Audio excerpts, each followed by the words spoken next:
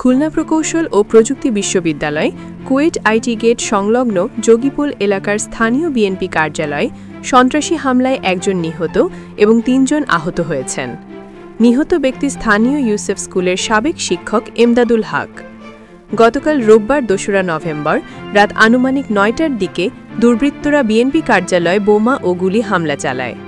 প্রত্যক্ষদর্শীরা জানায়, যোগীপুল ইউনিয়ন বিএনপির সাংগঠনিক সম্পাদক ও সাবেক ইউপি সদস্য মামুন শেখ স্থানীয় নেতাকর্মীদের সঙ্গে অফিসে বৈঠক করছিলেন। হঠাৎ দুর্বৃত্তরা অফিস লক্ষ্য করে পরপর ২টি বোমা ও ৪ রাউন্ড গুলি ছুড়ে দ্রুত পালিয়ে যায়।